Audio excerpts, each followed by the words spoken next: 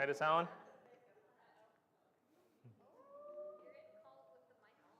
Uh-oh.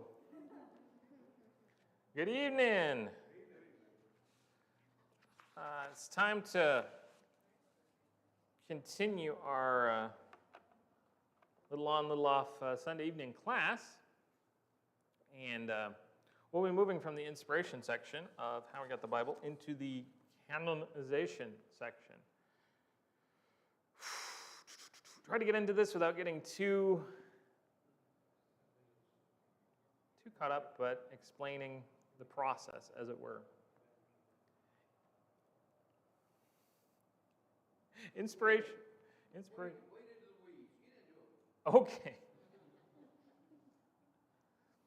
Inspiration is that first step we've been talking about, and it landed with it being every word, verbal, plenary, the entirety of it, inspired by God, His source. It's not the ideas, it's the very words, and so forth. The question then becomes, okay, fine, biblical books that God wanted, are inspired. How do we determine whether such and such book, such and such writing is inspired and of God and belongs in the Bible, and how do we decide or determine is probably the best way, because we're not the deciders per se, we're the determiners. You're finding something that's already established. That's the canon or canonization. The term canon, and again, one N, not boom boom canon, but canon in terms of setting a standard, comes from the Greek word kanon, which you can guess we just stole a word again. We do that all the time. It's there in the anglicized form. I could write out the Greek if you really care, but it just means a ruler, a staff, or a measuring rod, a standard form. And many times they were made of reeds. There was a common practice many times to get a particular strong reed before a building project and measure it to a particular set, and then use that as your base length for the measuring of other things, much like a ruler or some other form of standard. Now, in terms of the Bible, in essence, what you're doing is we can take the 66 books that we have and take them, and let's assume this is our reed here, and we take them and it measures up in its form. It fits. Other writings that aren't included and shouldn't be don't measure up in some fashion. They don't meet the particular qualities of something that's a divine work, something that has those qualities of inspiration. Now, the word is meant to describe the idea that biblical books had to meet some form of standard. The question becomes, what is this standard? What is the basis of something that's inclusive? I've already kind of talked a little bit about this, but if you were to answer just inspired works, that would be a good enough answer. However, man likes to change that up a little bit. For whatever reason, people want to add books or take them away. Now maybe I should just toss it out there. Why do people want to do that? If we're going to try to deal with the problem. Why would you want to take some other writing and add it to the Bible? Why would anyone do that? Says the things that I want it to say. There you go. The particular prophet claimed, or the particular writer, the particular details, or particularly something about it I like and I want it included. In the early first century, into the second and third century in the early church, this was a very common method of trying to introduce false teaching. You would claim to find a book that you would say is attributed to a famous person, an apostle, therefore something another. It wasn't theirs, but you attribute it to them to grant authority, and then you try to get it shoved in because it has inside of it a particular doctrine that you want. The reason these are going to fail to measure up is because that doctrine is going to contradict what everything else is that is established, and that's a mismeasurement. Okay. Also, they'll all have characteristics that are unbiblical. As time has progressed, it's a little harder to try to claim, hey, this belongs in the New Testament because we're removed a long time from it. So now the new tech is it's a New Testament or a later revelation or something. Still doesn't fit that period of time, doesn't fit that characteristic. Why would you want to remove a book? Let's go in the other direction. Remove a biblical book. What? It's all good. Why would you not want that? Why would you ever take anything out? So you can put your own words in? Yeah. Take away what you don't like, insert what you want.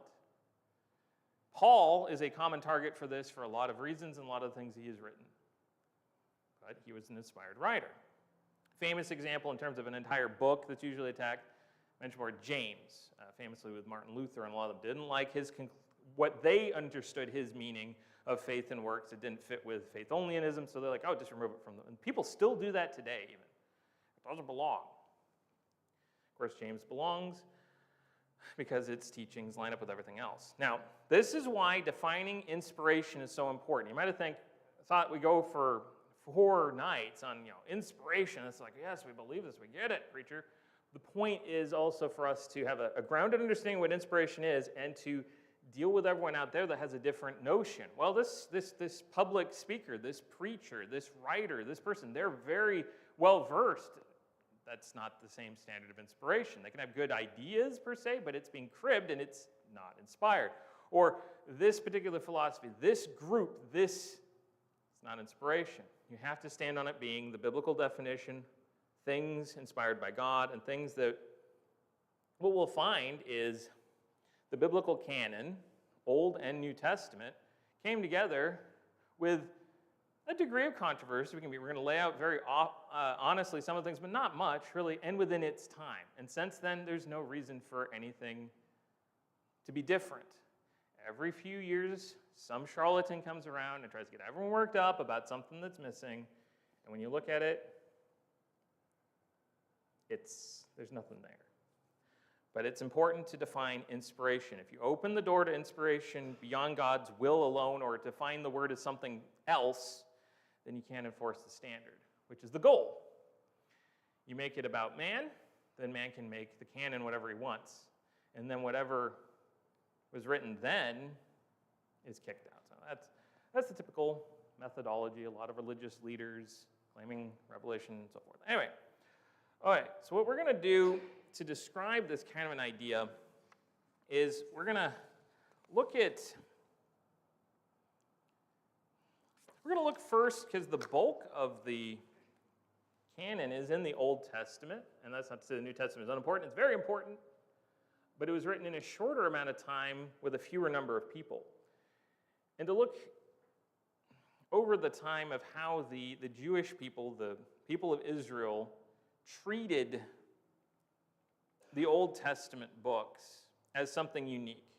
And when we understand that they treated them in a very special way, it's easy to forget, if you're not familiar, that there were a lot of other writings around, other chronicles, other books of history, other books of wisdom, other books even of possibly prophecy that weren't included because they were not considered, they didn't meet that particular standard. Prophecy is probably a bit much to say, but written by famous people, may be the best way to put it. They had some very specific considerations of the books themselves, assuming they were doing their job. I mean, there's a time when they forgot about them and left them in the temple, but the priests and the ones that were doing what they were supposed to, through the Old Testament period, in between the Testaments, up until the time of Christ, and even beyond, even if they didn't quite understand what they were doing with them, they held those books in a very, very, very, very high regard, in a sense the way that we should. They considered the writings to be sacred. Now, any thoughts as to what that might mean? Something that's sacred.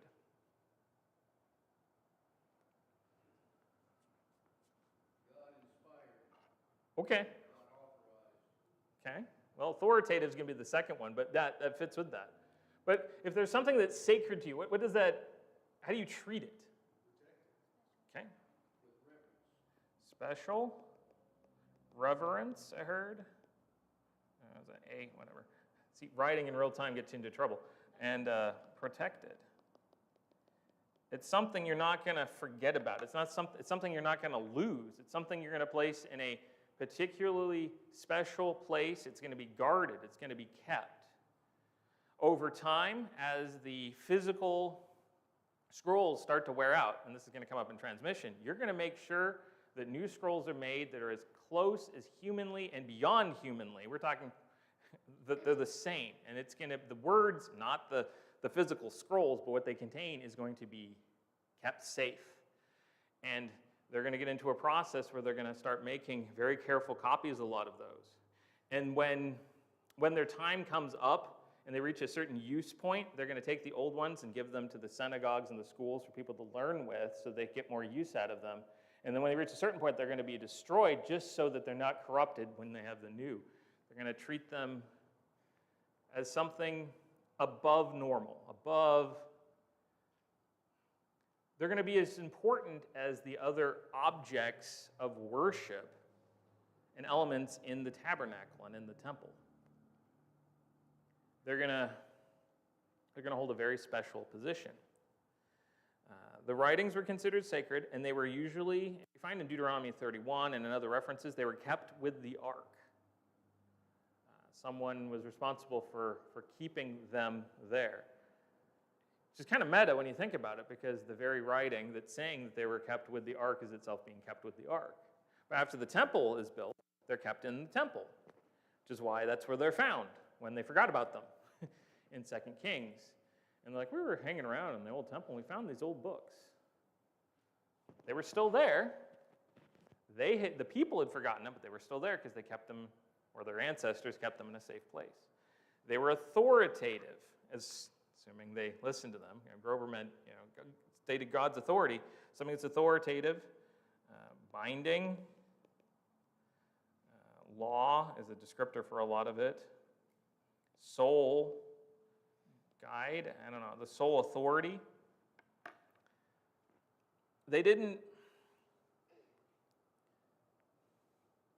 again, we've been in Hosea, we've been in the minor prophets where they're off doing things they shouldn't be doing. But when they were doing what they were supposed to be doing, they would argue sometimes over interpretations.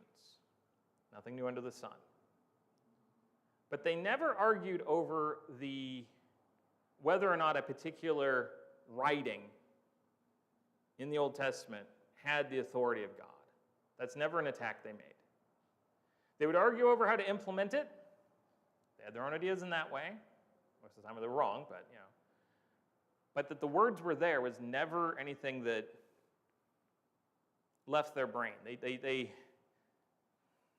treated the Torah and the writings and so forth, frankly, with more respect than some do in the general Christian world treat the New Testament. One descriptor that we run into is this, actually, before we go to the last one, there is something unique about the nature of the Old Testament and the law of Moses in the world. Who was bound by the covenant? If you were a part of the covenant, who in that nation was held to account under that law? Now, who would that include? Okay. Now, the Jews, yes. Now, let's think in terms of class here. Was it just the poor, the less connected? What about the noble class? In Deuteronomy 17, even before they had an earthly king, God was their king. There's descriptions of what will happen when that king comes, and that sovereign, that leader, is bound by that law. Now, on paper, a lot of other leaders were supposed to maybe be bound, but in many cases, even especially in that time, like Pharaoh was the law. Many leaders would be above it. It was bound upon those who were high and those who were low. It was authoritative for anyone, no matter what their station was, their wealth, their position, their stature, in their nation. It was the authority. By it, theoretically, you could challenge the king. It's by that law that Nathan challenges David. In essence, you are the man. Well, what had he done? He committed sin, but he broke the law. So that's part of being authoritative. Then there's this descriptor that we run into, and there's a tradition. Traditions aren't doctrine, but traditions are things that sometimes come about through the best of intentions. They can lead to bad places, but there's a common tradition among the scribes, among those that handled the scrolls. Even later on, when they were in the synagogue, such as when Christ would appear in Luke and he would read from the scroll, that the scrolls were books, writings that defile the hands. Now, at first that sounds really, really bad, but it's not that they were unclean in and of themselves. What it meant was they were so important that anyone who handled them, anyone who interacted with them, needed to have a ceremonial washing or some form of cleansing themselves, kind of in the way that they themselves were not worthy of handling them. Much like I'm Isaiah in the throne room. I'm a man of unclean lips among a people of unclean lips, and so forth. Was this something that God commanded? No. This was a greater tradition. But the attitude that it showed is that they treated them with such respect that even if you just, were perusing these scrolls, you yourself needed to take account that this is something so special that just touching it, just interacting with it, had an impact. Other traditions would come up. They wouldn't say the name of God. They would use Adonai, which is Lord, in that place. I'm getting ahead of transmission here when they're making their copies, but they would do various things, like they would use separate pens to write each letter of the name of God, and various other things, because they held it to such honor.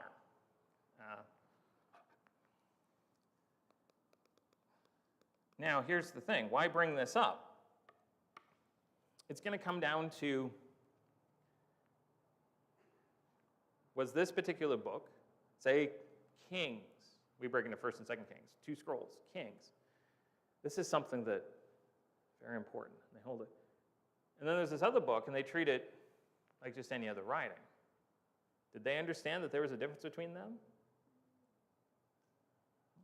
Obviously, if they're treating them differently. Many times,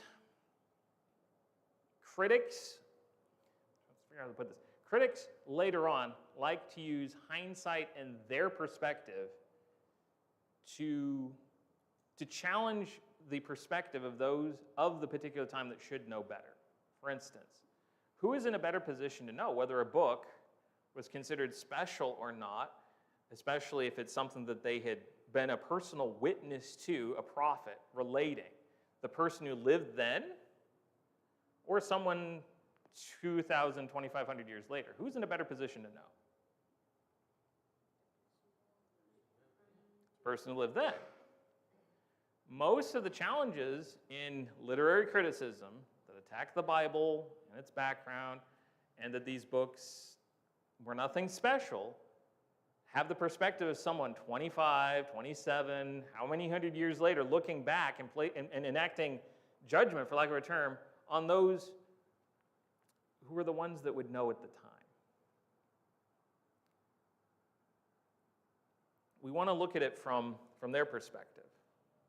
And sometimes what's good is to look at how people regarded these different things closer to that particular time. We can do that through, they're going to be third-party writings. They're not inspired. So I'm not going to take anything from these. We have some quotes.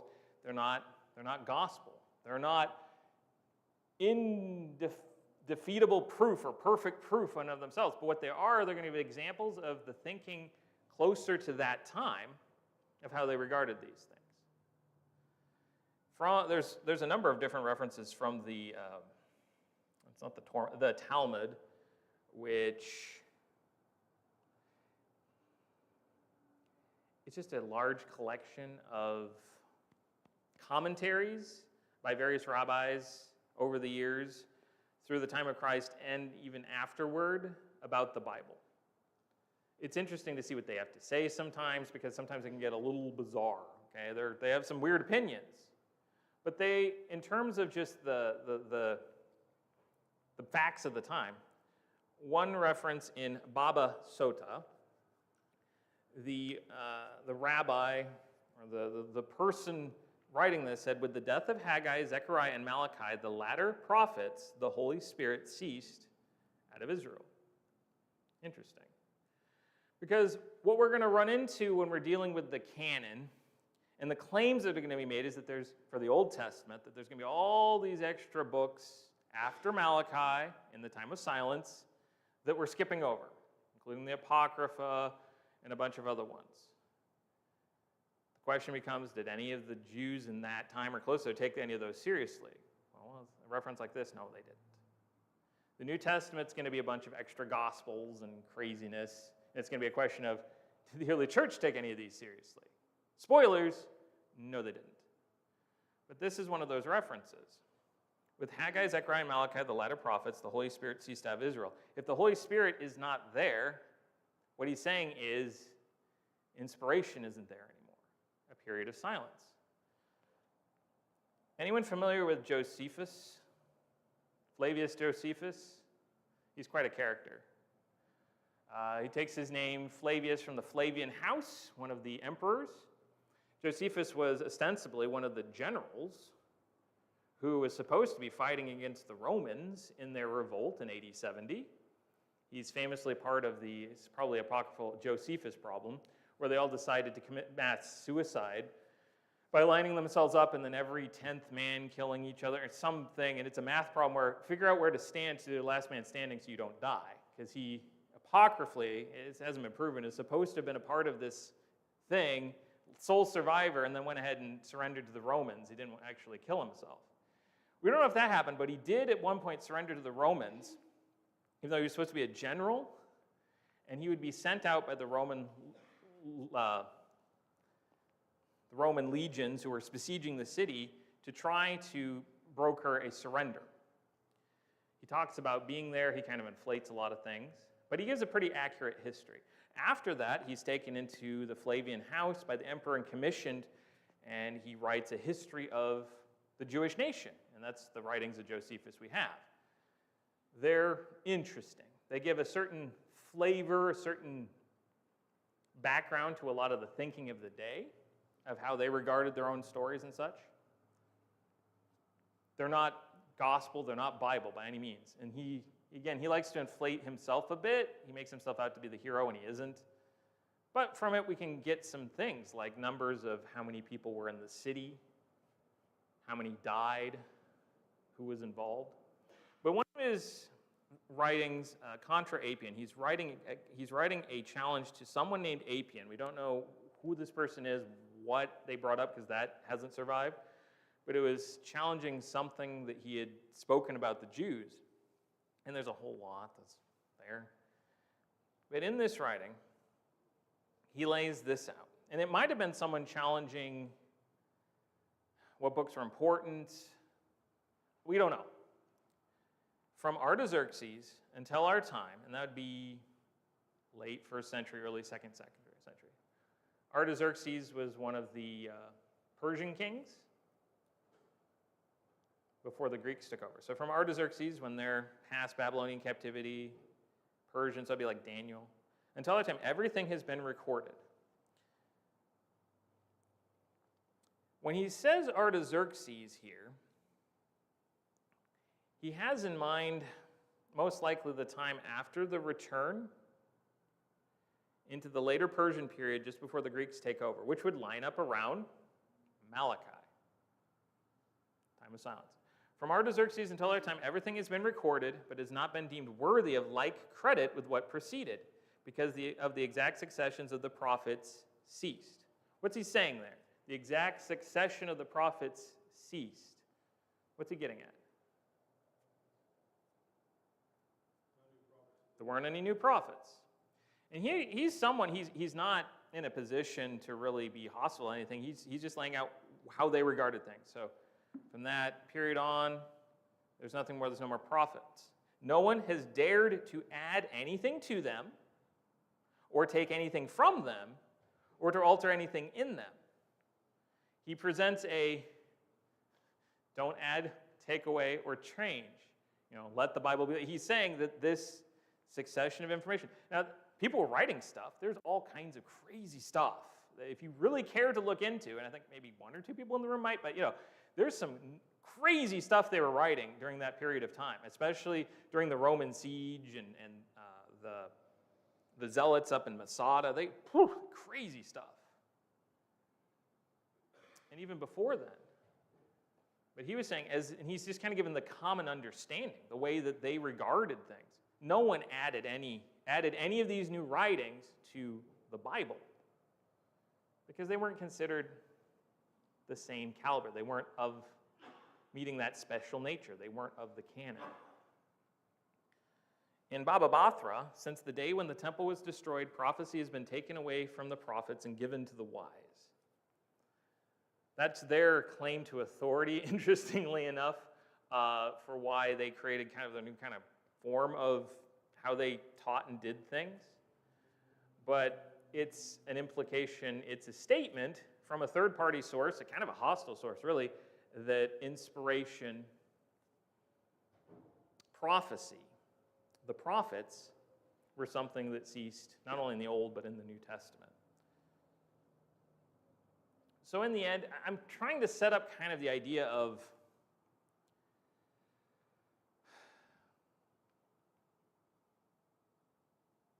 what is necessary to look at these particular books. And then we're going to look at the Old Testament, and then we're going to look at the New Testament.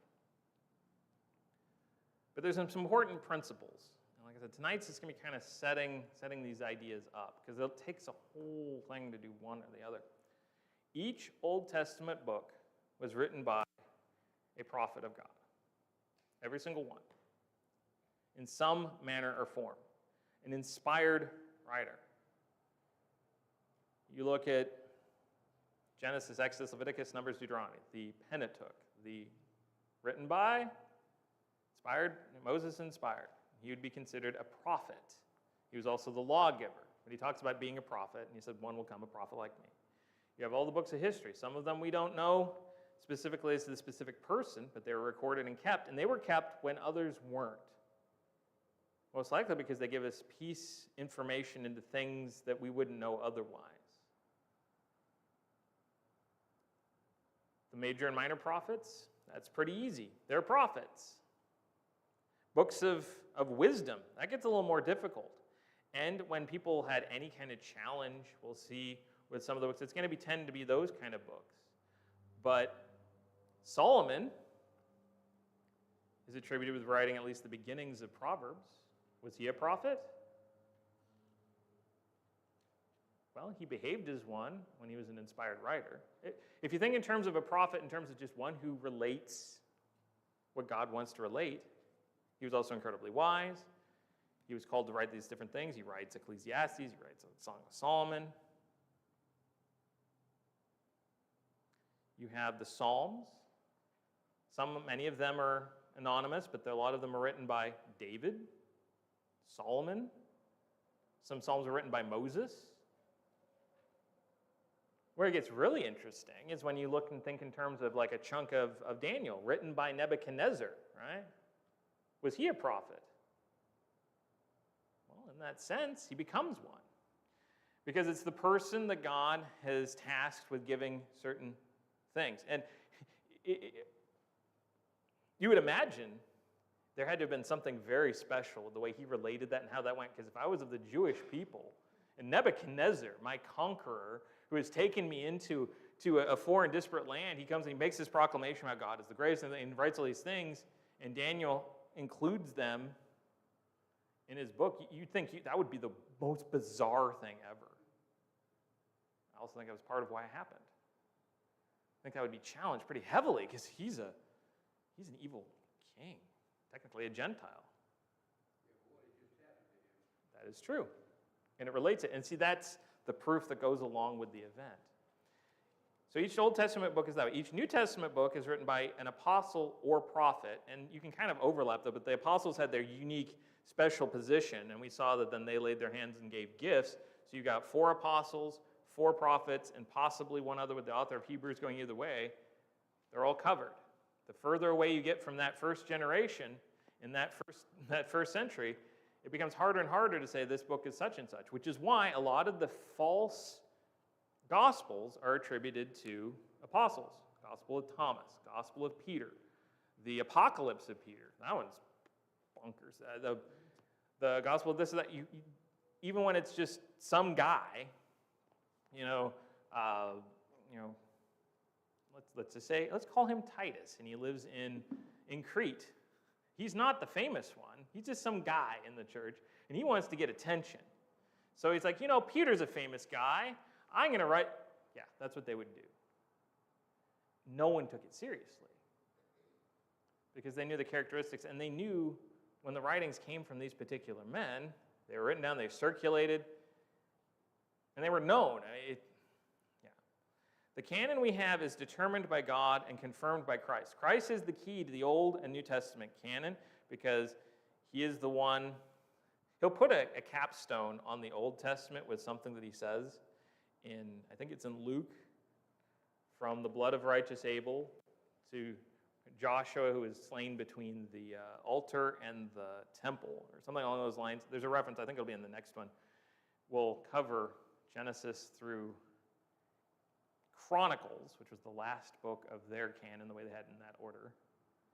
And he affirms how things are going to be carried forward into the new. So there's just questions to ask. You come across a book. And I think be very serious with these things. You can play this game with other religious writings that claim divine authority. Book of Mormon, Pearl of Great Prize, the Quran. Ooh, that's controversial. But hey, was it written by a prophet of God? Well, it's claimed to be. Okay, but does it fit the same characteristics of prophecy and the time of prophecy and all those other things? No. Was the writer confirmed by the acts of God? He can claim to be a prophet, but did something, and that goes along with Nebuchadnezzar, something that happened, an event in the first century. Those early writers and the apostles, they had miracles. Solomon was proven by his wisdom and guidance as a king, and then the things that happened. David, there are acts, there are things that coincide with these events that happen. Later claimers to such things have to prove some sort of divine act. I'm not a sideshow. We're talking something obvious and very real. They're not. Did the book tell the truth about God? Why do we have to ask this question? Some are so outrageous that they didn't. Now,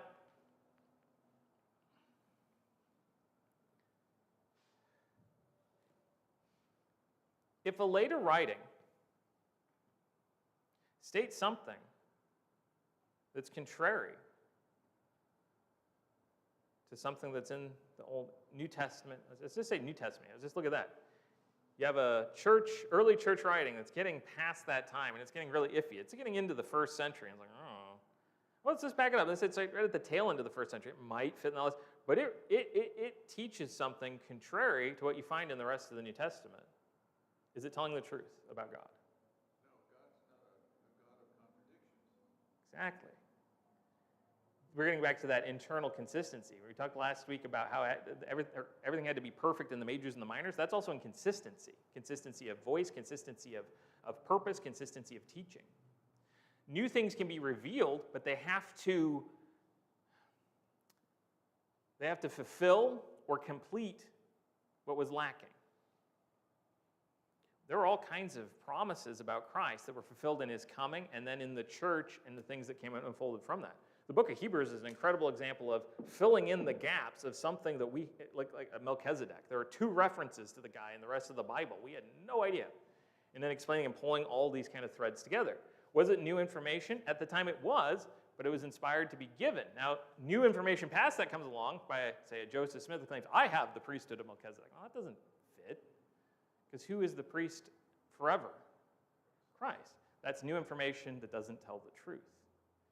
And that's no minor thing. That's a big test of something. That's where false teaching comes into play. That's the goal of these writings, to try to weed something in, maybe subtle,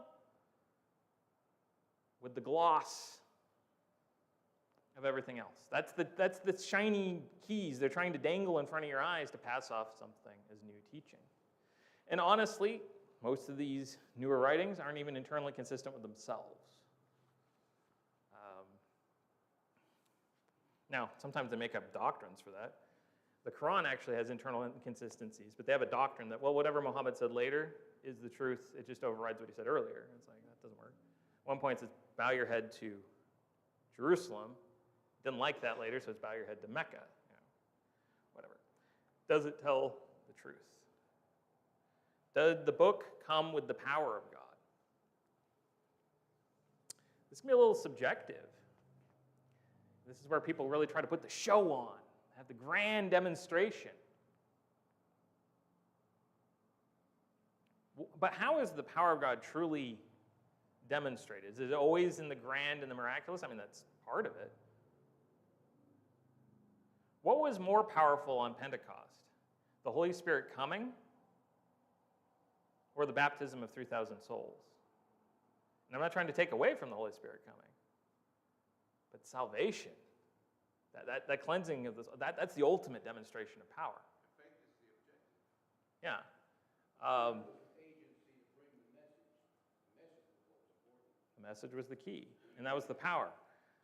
Thinking of like Old Testament examples, sometimes there is a grand demonstration of like a prophet who's being written about, or he's given some big thing happens. But it's still about God's communicating something bigger, something more than just in the moment. And the last question, was the book accepted by the people of God? This is going to come into play with canonization when we let the people of the time be a better judge or decider than us Johnny-come-latelys X number of years later, not to take away from us, but they're in a better position to know. And that's going to open up some of the minor controversies that came about. There were some, but they were dealt with in short order. And laying things out just as they were, both old and new, actually, some people get really scared of looking at those kind of things. Like, oh, this is where things came up. This is how it was resolved, and this is why it is. It just affirmed everything. So that's where we're going to head when we look at the Old Testament and then the New Testament. We're going to do it with a scary chart. I don't know if I want to put it up there. I will. It's going to look like this. We're not going to do anything necessarily with it specifically tonight, but just so that you can kind of get your brain wrapped around how this all works. And it's going to be a few weeks before we get into it, so I'll have to bring it back. Yes. Yeah, no one says these things. There will be a test later. I put them up.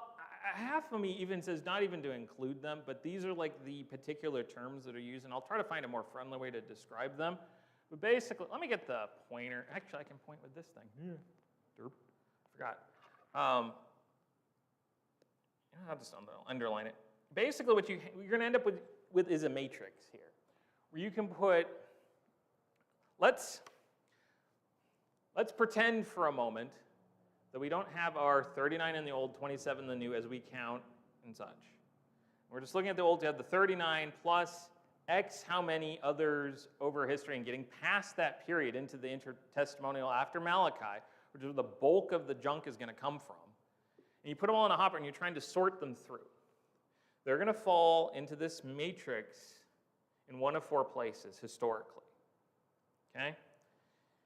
And the way to consider it is everything on the left of the line belongs. Everything to the right does not. So what you're going to find is the bulk are going to end up in this top left corner and in this bottom right. Okay?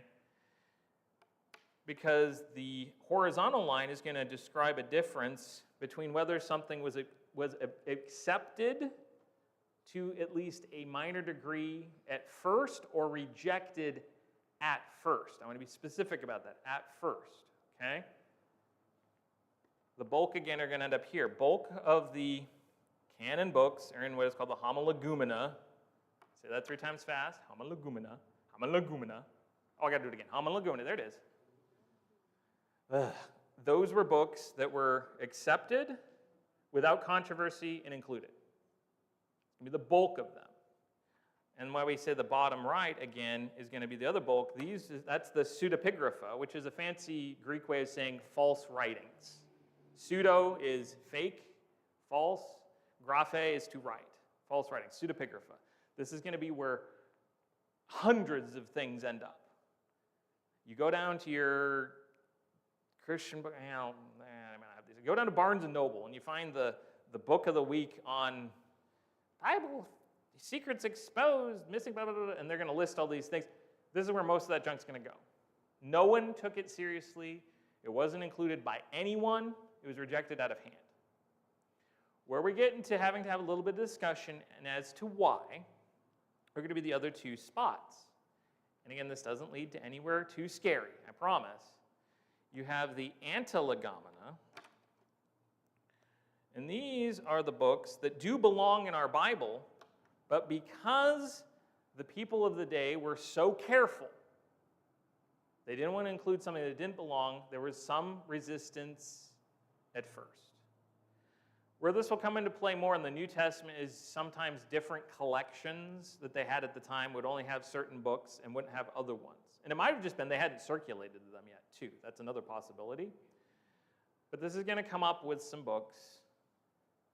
And it's going to come down to things, well, I'll just pick one from the New Testament. Hebrews, because it's anonymous, made people a little wary at first. It talks about things that no other book does, which is a good reason for it to be included, too. But it talks about some stuff you're like, huh, and it doesn't, there's no name attributed to it. So some, being extra careful, were like, I don't know, but in time, came around. Then up here, I'm sure you probably heard this word before. Anyone familiar with Apocrypha? Okay, this is a term for books that, on the flip side, someone was so excited to include something, they started tossing it in there, but it didn't belong. And sometimes this could include some like, in the New Testament, some letters that were floating around that maybe a scribe or a copyist really liked. They thought it was good information, so they'd stick it in the back. They just kind of include it in the back end behind Revelation. That doesn't necessarily mean they even consider it to be authoritative. They just were including it in their set. In the Old Testament, this is where we famously get the Apocrypha that's referenced that's in Catholic Bibles, 1st and 2nd Maccabees, Sirach, the Wisdom of Sirach. I can't remember too many of the others. I thought Bell and the Dragon was in it, but it depends on your edition. Bell and the Dragon is weird. That's a weird book. Those no one took seriously. Even years later when the Catholics all got together and voted to include them, they still didn't take them seriously. But these two little realms are basically we're going to be focusing a little bit of time just to lay out and smooth any little wrinkles of, okay, why was this book, why were they wary of including it at first, and then they came around and said, okay, this belongs, so they put it to the test, and then why did they add this one, and then go, wait, no, that doesn't fit. And it's not a bunch, and that's where we're going to land. Does this make some kind of sense so far, at least? I hope. I'll ask that again in a few weeks, and you'll be like, what are you talking about? But this is basically how you can look at them. You see on YouTube, 17 books rejected by the Bible or not included in the Bible. This is an attempt made by people to try and discredit the Bible in the long run, and something we need to be aware of. Certainly. And the fun retort with people that bring that up is, like, okay, which books are they? Can you actually name all 17 of them? They probably can't. What's in them that's so dire? I mean, if we're talking, and it's going to depend on which books they're picking. If they're picking the Apocrypha, there is nothing in that of doctrinal significance that will change anything, especially in the New Testament.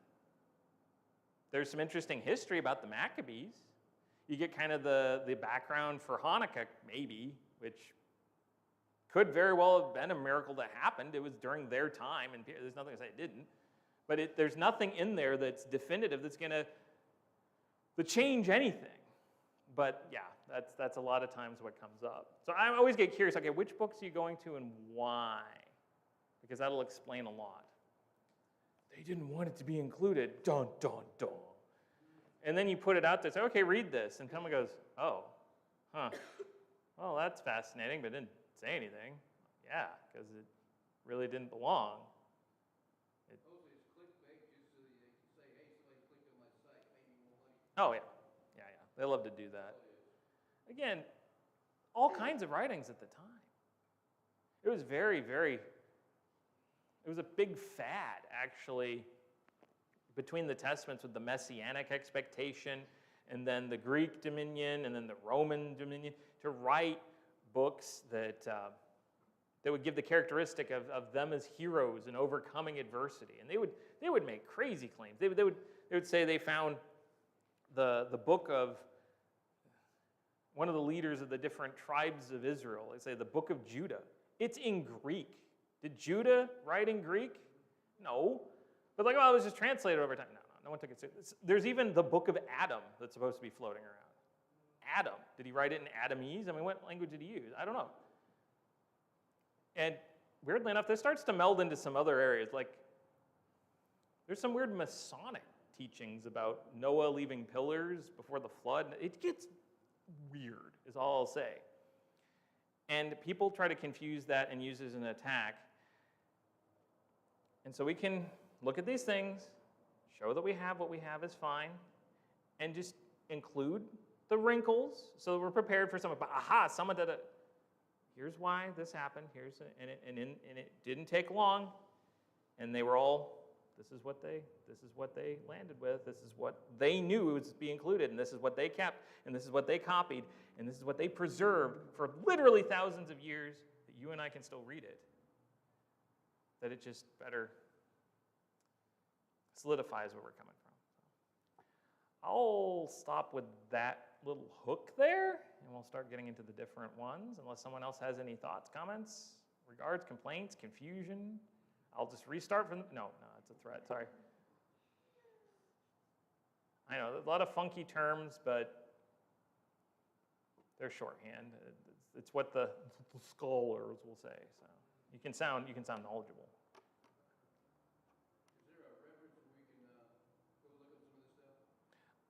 There are a few places that we could go. I can collect some, certainly. I can give you a bibliography of some different things. A good source book, and I don't know if I still have my copy because I don't know if I ever got it back. I'm pretty sure I lent it to someone in California, never got it back.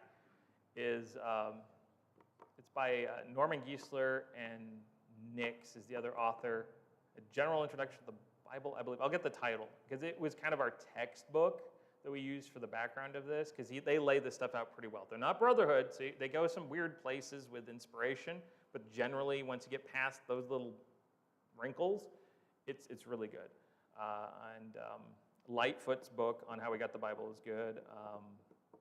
Yeah, there's several different resources. And when you take a book like that, it'll have its own list of resources to branch out from. So I'd just be repeating them. So yeah, I don't think I still have my copy. I have an electronic one, but so I'll get you the, yeah. Any other thoughts? Okay, well, I should probably check, was there anyone in need? Reggie, okay.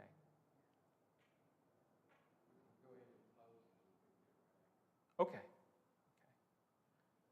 So he'll be taken care of, but is there any other announcements, things to be shared and be made?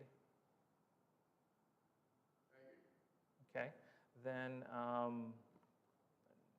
Nelson, would you close us in prayer?